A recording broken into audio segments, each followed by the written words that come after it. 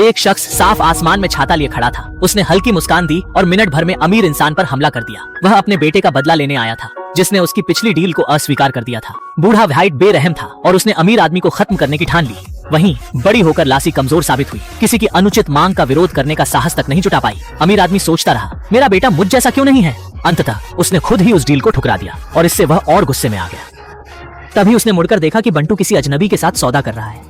बंटू सत्ता से भयभीत नहीं था, वह स्पष्टता से इनकार करता था और उसमें गजब की ताकत थी। उसने मिनटों में अपने दुश्मन को हरा दिया और वहां से निकल गया। अमीर आदमी ने बंटू की ओर देखा, लेकिन यह नहीं समझ पाया कि वह उसका अपना बेटा है। हालांकि उसे लगा कि बंटू और उसमें कई समानताएं हैं। ससुर ने महसूस किया कि लासी में दृढ़ता की कमी है, तो उन्होंने उसे सुझाव दिया कि वह महिला बॉस से शादी कर ले। उन्होंने महिला बॉस के परिवार से संपर्क किया और जल्दी से दोनों की सगाई तय हो गई। इस दृश्य को बंटू ने देखकर अक्सर गुस्सा किया और उसे लगा कि उसकी संभावित पत्नी उससे छिन गई। गुस्से में बंटू महिला बॉस का हाथ पकड़े अमीर के पास गया और सगाई तोड़ने की बात कही। तभी एक अजनबी बदला लेने के लिए अमीर पर हमला करने पहुंचा। बंटू और महिला बॉस मौके पर पहुंचे और देखा कि अमीर गंभीर हालत में पड़ा है।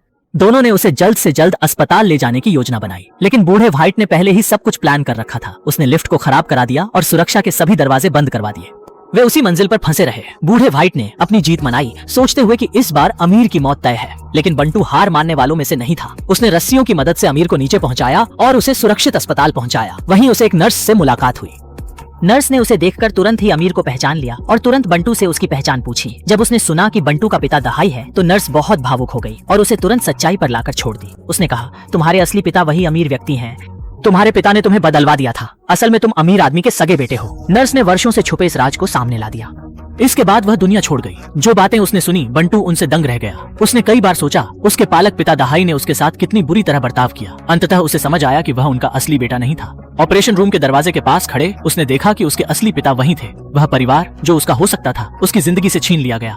बंटू उन यादों में इतना उलझ गया कि उसने बिना सोचे समझे सीधे दहाई को थप्पड़ मार दिया। उसने कहा कि उसे अपनी असली पहचान का पता चल गया है। दहाई बहुत डर गया, लेकिन बंटू ने फैसला किया कि वह यह सच्चाई किसी और को नहीं बताएगा, क्योंकि वह नहीं चाहता था कि उसकी पालन पोषण करने वाली मां दुखी हो। वह यह बोझ अकेले सहने के लिए तैयार हुआ।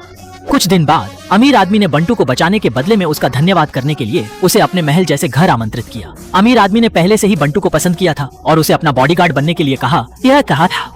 5 करोड़ का वार्षिक वेतन देकर उसने बंटू को यह पद दिया। लेकिन बंटू के लिए समस्या यह थी कि वह अपने दादा को सर कहना पड़ता था। साथ ही उसकी माँ भी नहीं चाहती थी कि वह बंटू के साथ तुलना के चलते और ज्यादा प्रभावित हो। पिता और पति दोनों के साथ तनाव ने स्थिति और कठिन बना दी थी, लेकिन वे नहीं जानते थे कि बंटू उनका असली बेटा है। दादा ने बंटू से मदद मांगी, लेकिन पर्याप्त सबूतों के बिना पुलिस अपराधी को गिरफ्तार नहीं कर सकती थी। वे इंसाफ के लिए जाते हुए एक खतरनाक इंसान से टकरा गए।